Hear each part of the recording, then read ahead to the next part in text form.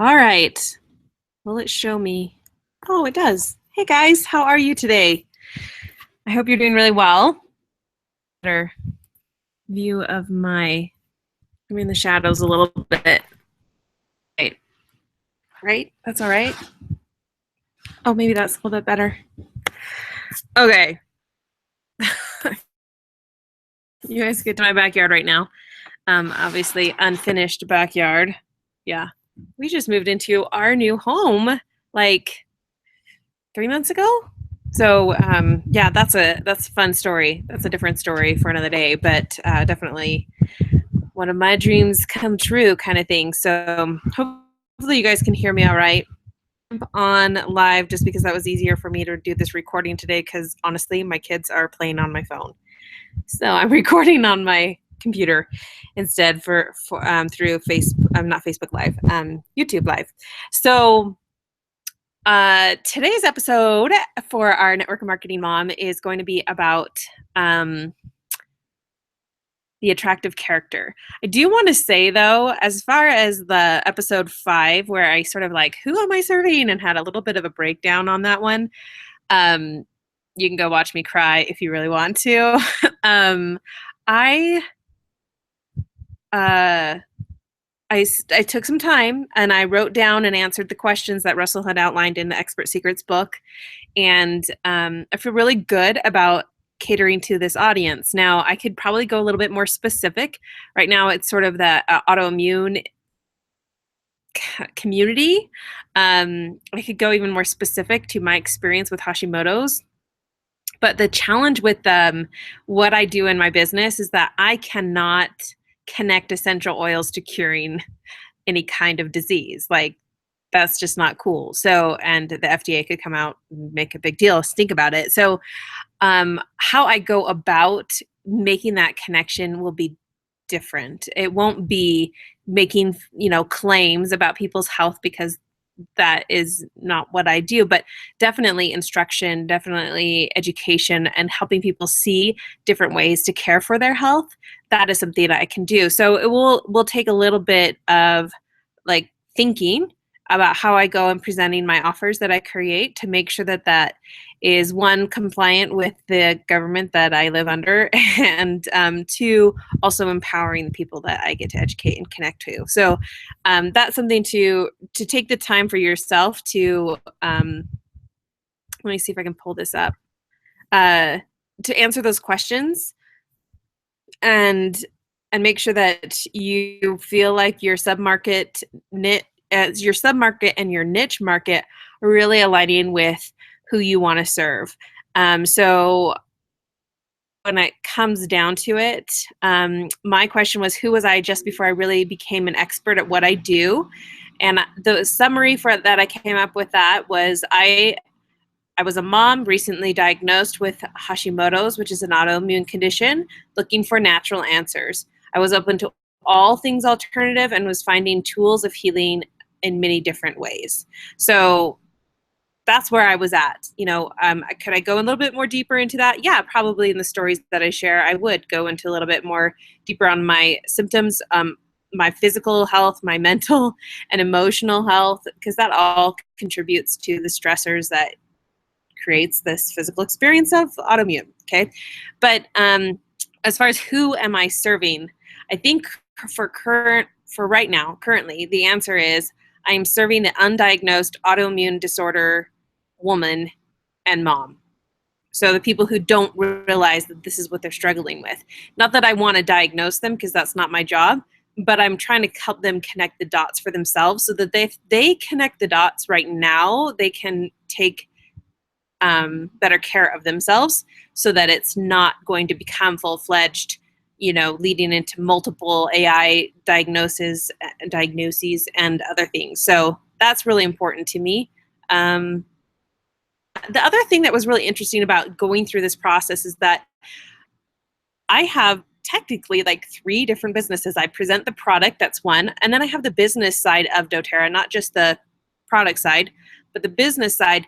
Now that's a whole nother story. Like, who's my audience for that as far as in inviting people to jump into the business with me and what that looks like.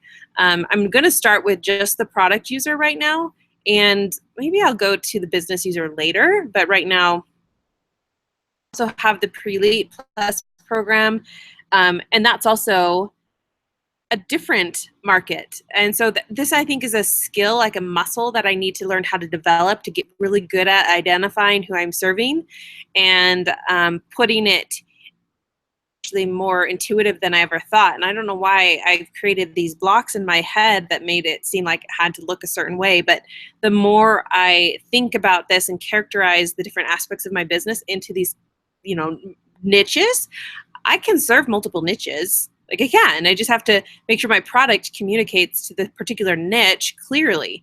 And if I'm trying to mix them, it might not work so well. But if I am clear about who I'm serving for that particular offer or that particular product, I think I will be just fine in playing in the online space in multiple categories. Does that make sense? I hope that makes sense. So, and I would probably want to do the same kind of experience as far as, doTERRA as a business, what that looks like, and then also the same lead. I feel I'm pretty confident in who I serve with Pre-Lead Plus, but it never hurts to sort of like put it together, get it very clear for my own business plan files. Does that make sense? Anyway, all right, so that's just a review of episode 5, where I am at from after that experience. And I think it is important to journal and take the time to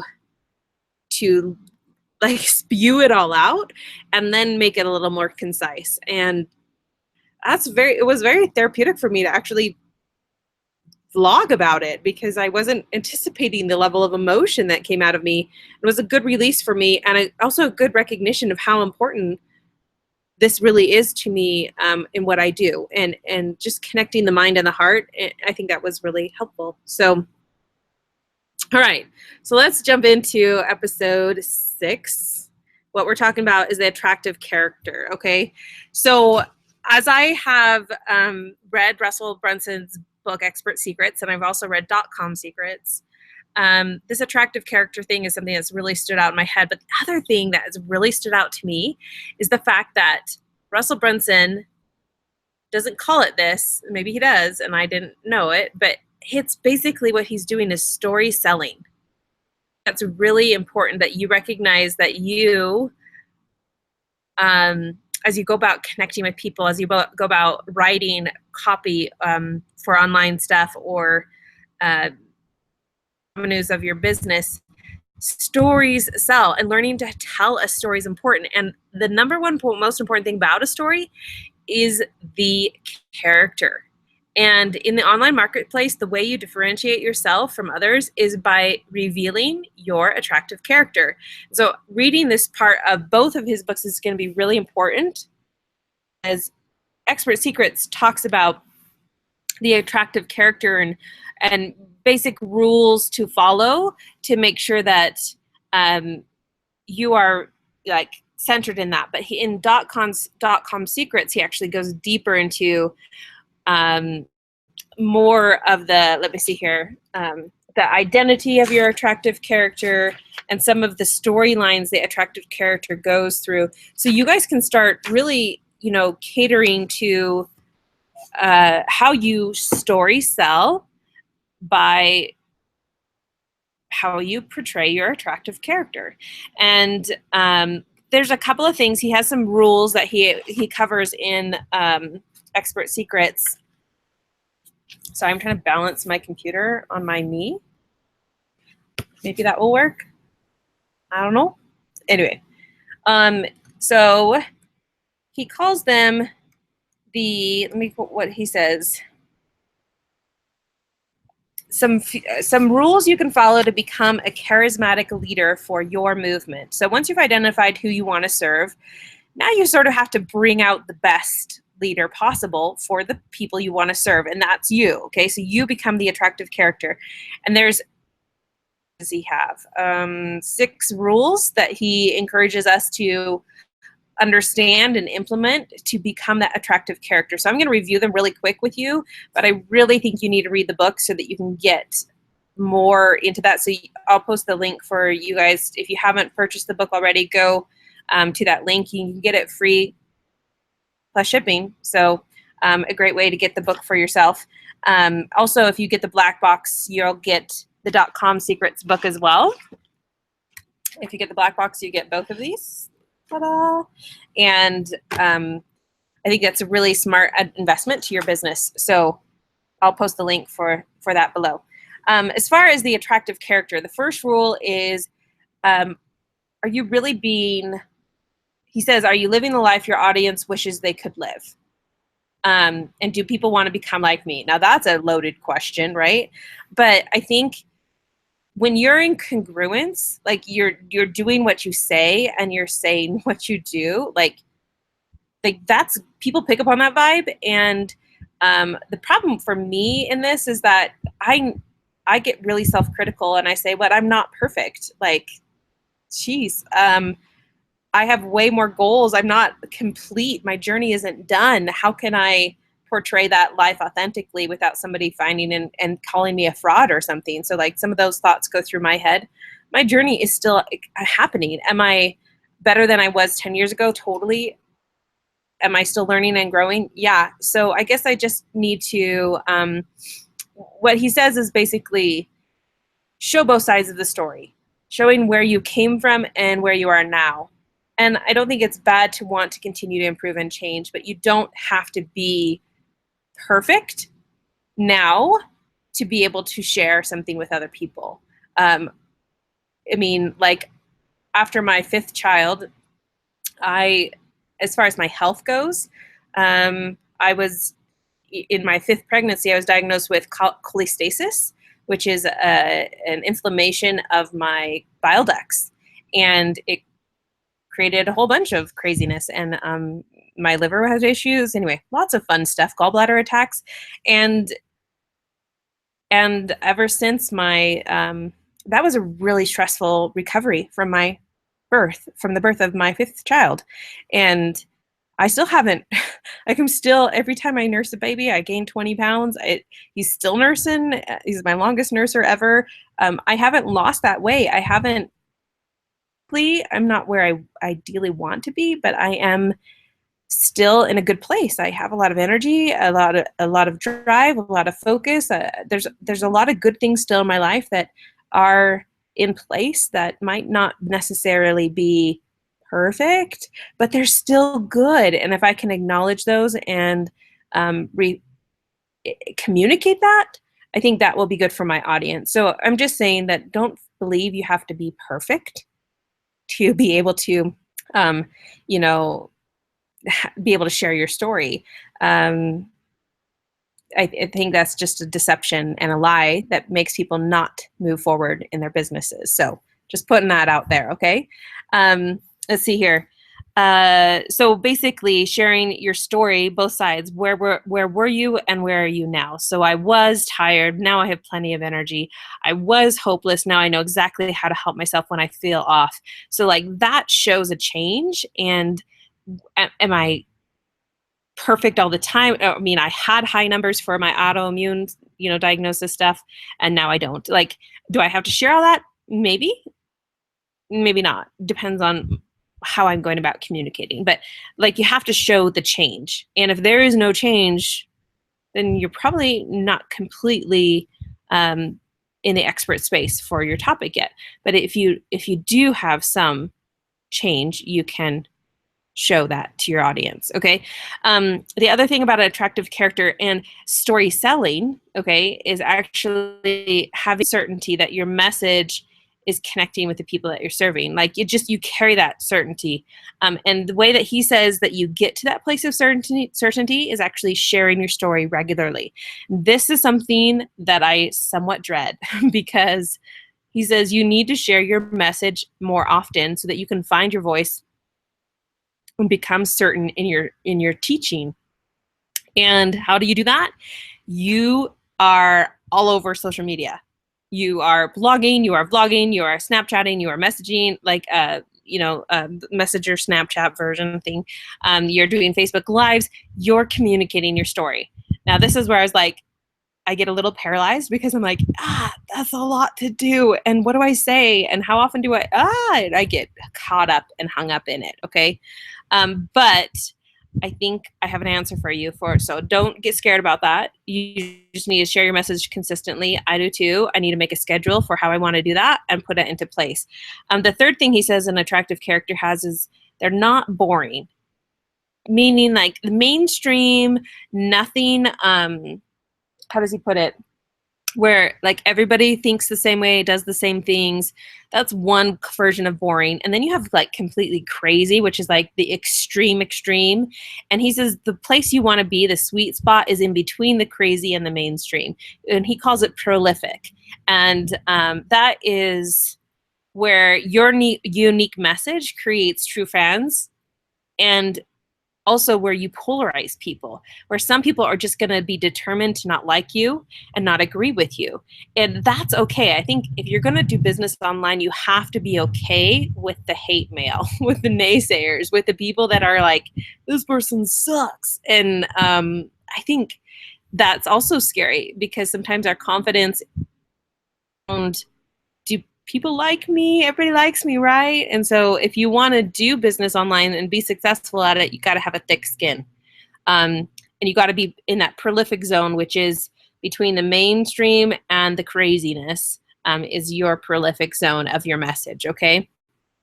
I also really like this quote that he shares in the book. He says, if you truly believe that what you have is useful and valuable to your clients, then you have a moral obligation to serve them in every way possible. So you really cannot shy away from that. And I think when you find that deep desire, why you want to get your message out there, why you want to speak up, why you're willing to do uncomfortable things, and why you're willing to be the person that people throw tomatoes at, if you get to that place,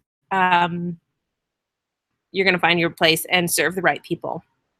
The fourth rule that he has is understand how to use persuasion, okay? This is what I feel like is what we talk about daily. When we develop absolute certainty, when we work on getting to that place of absolute certainty, the way we do it is by speaking up. So what do we talk about daily? Well, we do these 5 things. And this is how we persuade people. We encourage their dreams, we justify their failures, we ally their fears, we confirm their suspicions, and we throw rocks at their enemies, okay? Or a mutual enemy. So some of this is not really like, I wouldn't use these words because it feels like, ooh, victimish for some reason. But the thing is that you have to create a connection with the person that you're talking to. You have to help them know that you're on their side and you're helping them get to where they want to go. And if they don't trust you, then they won't follow you. So we are the one who believes in them. We encourage their dreams. We help them recognize that it takes some of that responsibility off their shoulders a little bit for saying, hey, you don't have to take on all of this burden for what your life looks like right now. There's a lot of other factors going on at play right now, and let's just acknowledge that they're there. Allaying their fears is basically giving them hope, evidence, support, and stories that make them not tell them what to believe or what to fear or not to fear, but give them a different perspective. Confirming their suspicions, like it's okay that people are skeptical, and that's okay. That's part of the journey as well. And then throwing rocks at enemies is identifying that why you're different and that we have a mutual thing that we're fighting against collectively.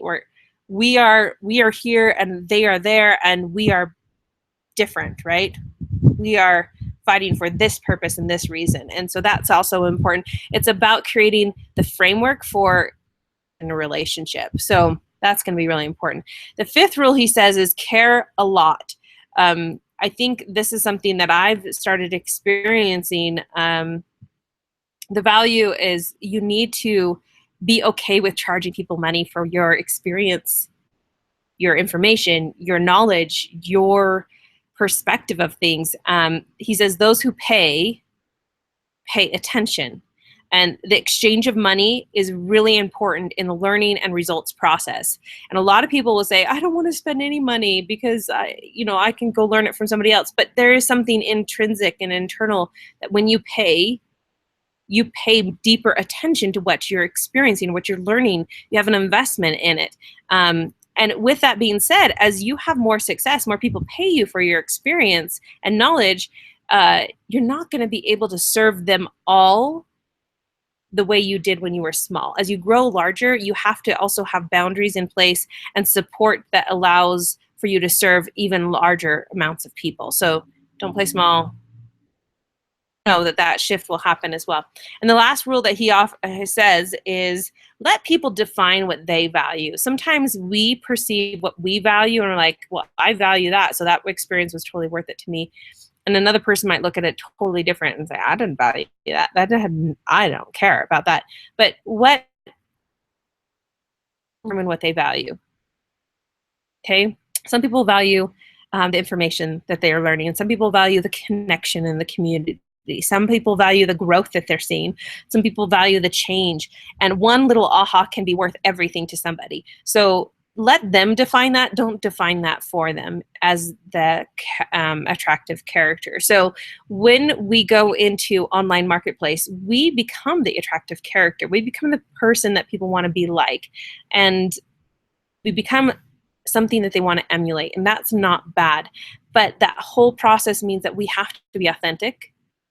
We have to be vulnerable. We have to be real and be okay with that. Be okay with the people, be okay with the haters, and serve the people that we're meant to serve because of our story and our experience. So I really hope that as you go about communicating your message, getting out there, and I need to do the same thing, is finding a way to be that attractive character that is connecting people to me. That people want to do business with those that they know, like, and that they trust. And if we are not showing all sides of us, that might make people not want to do business with us. So it's okay to be, I think that's the biggest concern when we get on social media or when we get putting our stories out there. At least with me, I've thought about this, like, wait, but if they know that I'm not perfect at this, that I don't do this every day, or that I'm not good at, like, what if they knew? What if they knew my insecurities? What if they knew my fears? What if they knew my, mistakes? Would they dislike me? And what I believe I'm finding is that the more I'm real, the more people connect, the more people are compassionate towards me as I am compassionate towards them. When people are real and honest, it doesn't make me judge them more. It actually makes me have more compassion towards them. And for other people, it might not be that way, but for me, that's how it works. And so I applaud, I adore people that are willing to be real. And you can sort of pick up on the fake vibe, and that is a big turnoff for me. And I think those are not people I want in my circle. I don't want to attract that. I want to attract real, truly willing and desiring change in their life kind of people. And hello, I don't even have makeup on today, guys. Like, this is me, raw and real. And it's okay. Like, just who I am. And that's okay. I can be who I am, 20, 40 pounds overweight because I've had 5 kids and 3 miscarriages, and still struggle with finding my worth and sense of self and making time for myself. Like, I'm not perfect at it, but I'm so much better at it. And so I guess acknowledging that I do have an attractive character that would serve somebody that I want to serve. And you do too. And being okay with who you are is part of that process. And so I guess that's the message of today's. You are an attractive character. You're somebody people would like to know, would like to trust, and would like to follow. So reveal yourself. Be okay with that. There's something out there for you. So and people there for you to serve. So that's it for today. I'm working on, like, I have this goal of getting the webinar up and going, because I want to put a couple, like yesterday I started creating some funnel drawings of how to start building my list again.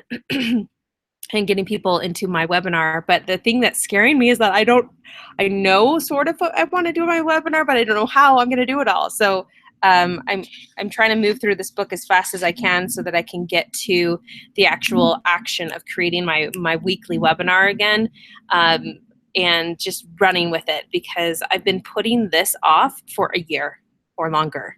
I know I've needed to do it, but I didn't feel confident in what I was going to say or who I was going to address. And so this book, Expert Secrets, is really helping me key in on that. And I hope that you will